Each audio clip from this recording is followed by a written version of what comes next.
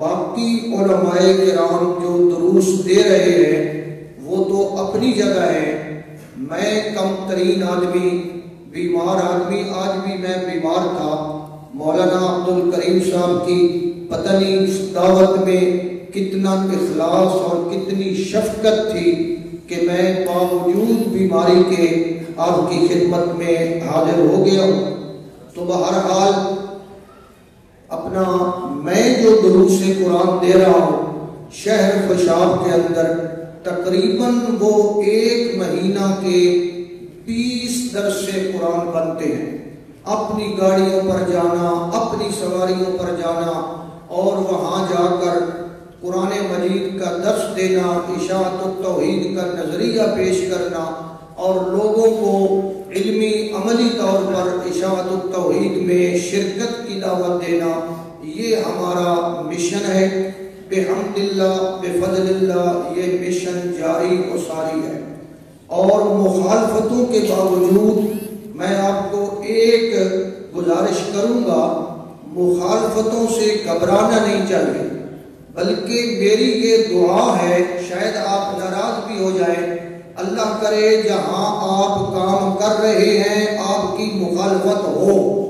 سب کہیں آمین. جب آپ کی مخالفت لوگ کریں گے نا پھر انشاءاللہ تعالی آپ جرأت کے ساتھ، تحقیق کے ساتھ توحید کا کام کریں گے. وہ کہتے ہیں نا خطر تابو تمہارا امتحان عیار ممکنات جسم و جانس. تو جب تک مخالفت پیدا نہیں ہوتی انسان کے اندر جذبہ پیدا نہیں ہوتا. الحمدللہ ہماری مخالفت ہوئی ہے اور ہو رہی ہے، اور اس کا ایک بہت بڑا فائدہ یہ ہوا ہے کہ ہم اپنے مدرسے میں اشاعت توحید و سنت کا نظریہ پھیلانے کے لیے کورس بھی رکھتے ہیں اور بہت زیادہ تحریری کام بھی ہو چکا ہے. یہ سب مرہون منت ہے ان مخالفتوں کی.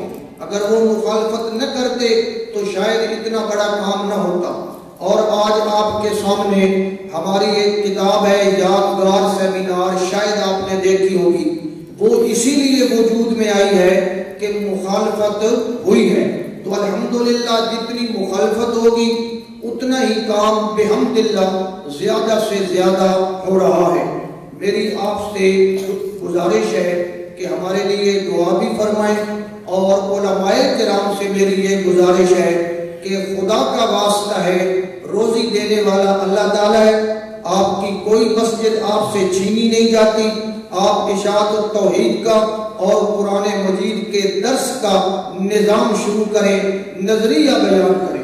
مولوی اس لیے نظریہ بیان نہیں کرتے کہ مسجد چھینی جائے گی اور جیب میں آنے والے پیسے جو ہیں وہ کم ہو جائیں گے. حضرت شیخ القرآن رحمہ اللہ فرمایا کرتے تھے کہ جو خدا خنزیروں کو، کتوں کو روزی دے رہا ہے، کیا وہ قرآن بیان کرنے والے کو روزی نہیں دے گا؟ اس لیے ان چیزوں سے گھبرائے نہیں، اللہ کے فضل سے کام کریں اور اللہ تعالیٰ ایسے دروازے کھول دے گا رہ جائیں گے. تو اللہ تبارک و تعالیٰ اس محنت کو قبول فرمائے. ہم رضائے الہی کے لیے کام کر رہے ہیں، کوئی دنیا کمانا مقصد نہیں.